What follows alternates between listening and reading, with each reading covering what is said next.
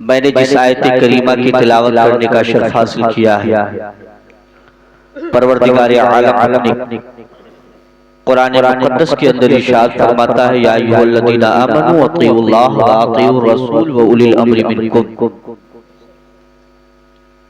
اللہ کا خطاب اپنے ایماندار بندوں سے ہے۔ اللہ فرماتا ہے اے ایمان والو اللہ کی فرما برداری کرو،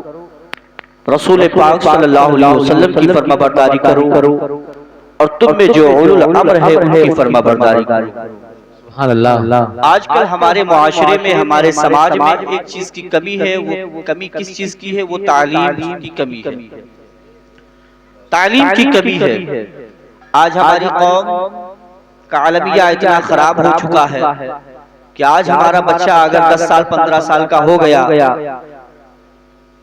تو ہمارے قوم کے لوگ کے ذہن میں خلجان ہے۔ وہ خلجان یہ ہے کہ بچے کو ممبئی بھیج دیا جائے، دلی بھیج دیا جائے، دیگر شہروں میں بھیج کر اپنے بچوں سے کام کروایا جائے، مہینے کے اندر 2-4-10 ہزار روپیہ کما کر تو وہ گھر پر بھیجے گا۔ لیکن یاد رکھیے کہ جو قوم تعلیم سے ناشنا رہتی ہے وہ قوم کبھی ترقی نہیں کر پاتی۔ اگر آپ کو ترقی کرنا ہے تو سب سے پہلے علم دین کو حاصل کرنا پڑے۔ اللہ نے فرمایا ہے کہ اے ایمان والو اللہ کی فرما برداری کرو، رسول پاک صلی اللہ علیہ وسلم کی فرما برداری کرو، اور تم میں جو اولو الامر ہے ان کی فرما برداری کرو۔ اس آیت کریمہ میں اللہ نے ہمیں 3 طرح کی فرما برداری کرنے کا حکم دیا ہے۔ سب سے پہلے اللہ نے اپنی فرما برداری کرنے کا حکم دیا، پھر اس کے بعد اللہ کے پیارے حبیب صلی اللہ علیہ وسلم کی فرما برداری کرنے کا حکم میرا رب فرما رہا ہے،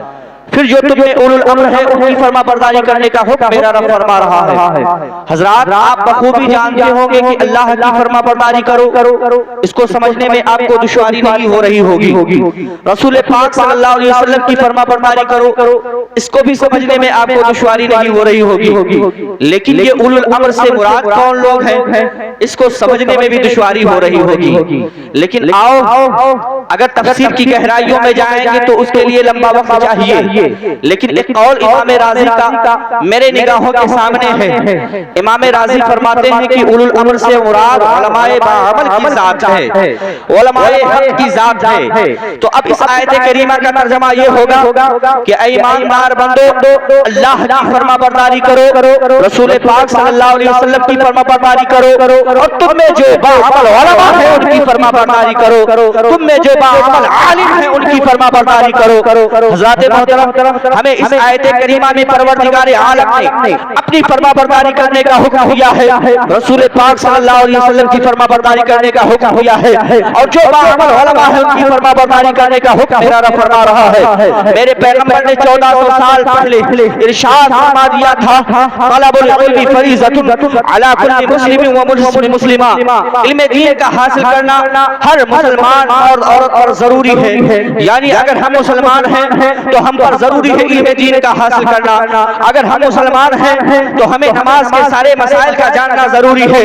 اگر ہم مسلمان ہیں تو ہمیں روزے کے مسائل کا جاننا ہمارے لیے ضروری ہے، اگر ہم بزنس مین ہیں اور جس شعبے میں ہم بزنس کرتے ہیں اس شعبے کے تمام مسائل کا جاننا ہمارے لیے ضروری ہے، اگر ہم کپڑا خرید و فروخت کرتے ہیں تو کپڑے کے خرید و فروخت کے تمام مسائل کا جاننا ہمارے لیے ضروری ہے۔ جب ہم پر روزہ فرض ہو گیا تو روزے کے سارے مسائل کا ہمیں علم ہونا چاہیے تھا، جب ہم پر زکات فرض ہو گئی تو زکات کے سارے مسائل کا ہمیں علم ہونا چاہیے تھا، جب ہم پر حج فرض ہو گیا تو حج کے سارے مسائل کا ہمیں علم ہونا چاہیے تھا۔ لیکن حضرات محترم آج ہماری قوم جو زوال پذیر ہے، آج ہماری قوم جو ذلت و رسوائی ہمارا پیچھا چھوڑنے کے لیے تیار نہیں ہے، اس کی واحد وجہ یہی ہے کہ نہ ہم نے اللہ کی فرما برداری پر عمل کیا، نہ ہمیں رسول پاک صلی اللہ تعالی علیہ وسلم کے قول پر عمل کیا، نہ ہمیں عمل علماء کی صحبت میسر ہوئی۔ وہ باعمل علماء جن کی صحبت ہمیں اللہ اور اس کے رسول کا مطیع و فرما بردار بنا دیتی ہے، وہ باعمل علماء جو کی صحبت ہمیں اللہ اور اس کے رسول کا یاد دلا دیتی ہے۔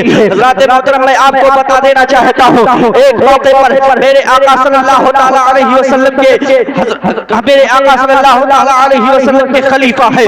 صحابی رسول ہے، حضرت عمر بن خطاب رضی اللہ تعالی عنہ ہے، وہ خلیفہ دوم ہے، امیر المومنین ہے۔ انہوں نے حضرت کعب سے پوچھا تھا اے صحابی رسول عالم کسے کہتے ہیں، عالم کی تعریف کیا ہے؟ تو حضرت کعب نے جواب دیا تھا عالم وہ ہے جو اپنے علم کے مطابق عمل کرے، یعنی جس کا علم اچھا ہوگا اس کا عمل بھی اچھا ہوگا، جس کا علم اچھا ہوگا اس کا اخلاق بھی اچھا ہوگا، جس کا علم اچھا ہوگا اس کا کردار بھی عمل ہوگا اچھا ہوگا۔ تو حضرت عمر بن خطاب رضی اللہ تعالیٰ عنہ نے حضرت کعب سے پوچھا اے صحابی رسول وہ کون سا عمل ہے، وہ کون سی چیز ہے جو ایک عالم کے دل سے علم کی نورانیت کو ختم کر دیتی ہے، ایک عالم کے دل سے علم کی روشنی کو ختم کر دیتی ہے؟ تو حضرت کعب نے جواب دیا تھا اے صحابی رسول اے عمر بن خطاب تم پوچھ رہے ہو وہ کون سا عمل ہے، وہ کون سی چیز ہے جو ایک عالم کے دل سے علم کی روشنی کو ختم کر دیتی ہے؟ تو سنو وہ لالچ ہے، لالچ جو ایک عالم کے دل سے علم کی روشنی کو ختم کر دیتی ہے، ایک عالم کے دل سے علم کی روشنی کو ختم کر دیتی ہے،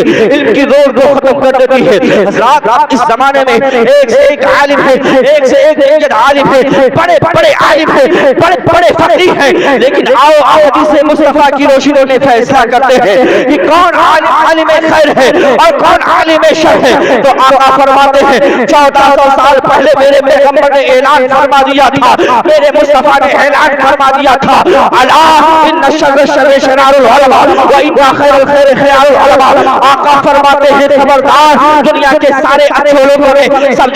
سے اچھے لوگ ہیں وہ علماء خیر کی ذات ہے، وہ علماء حق کی ذات ہے، اور دنیا کے سارے برے لوگوں میں جو سب سے برے لوگ ہیں وہ بدعقیدہ عالم کی ذات ہے، وہ بدعقیدہ عالم کی ذات ہے، وہ علماء شر کی ذات ہے۔ حضرات آپ کیسے جانیں گے کہ کس عالم کی صحبت کو اختیار کیا جائے اور کس عالم کی صحبت سے بچا جائے؟ آپ کیسے جانیں گے کہ کس عالم سے تعلق رکھا جائے اور کس عالم کی صحبت سے بچا جائے؟ آپ کیسے جانیں گے کہ کون عالم حق پر ہے اور کون عالم باطل پر ہے؟ تو اس کو جاننے کے لیے آپ کو پریشان ہونے کی ضرورت نہیں ہے، اس کو پہچاننے کے لیے آپ کو حیران ہونے کی ضرورت نہیں ہے۔ وہ عالم جو آپ کو رسول پاک صلی اللہ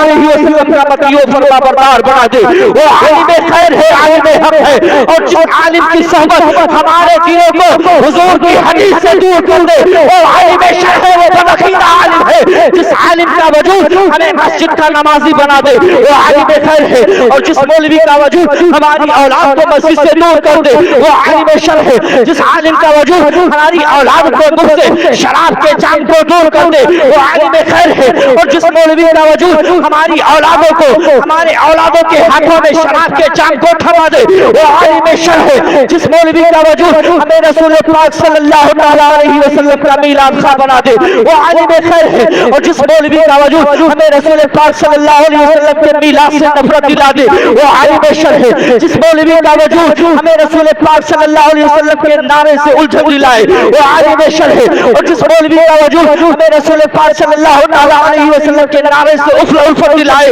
وہ عالم خیر ہے۔ حضرات گرامی جو مولوی یہ کہے کہ رسول پاک صلی اللہ علیہ وسلم کو کچھ اختیار نہیں وہ عالم شر ہے، اور جو پوری دنیا کو یہ پیغام دے دے سرور کہو کہ مالک و مولا کہو تجھے، باغ خلیل کا گلے زیبا کہو تجھے، تیرے تو وسعہ میں تناہی سے ہے بری ہے نہ ہو میرے شاہ، میں کیا کیا کہوں تجھے، لیکن رسالے ختم سخن اس پہ کر دیا، خالق کا بندہ خلق کا آقا کہو تجھے۔ نعرے تکبیر، نعرے تکبیر، نعرے رسالت، نعرے رسالت، عظمت مصطفیٰ، جشن میلاد مصطفیٰ، فیضان حضور تاج الشریعہ، تلمید حضور محدث کبیر، نعرے تکبیر، نعرے رسالت۔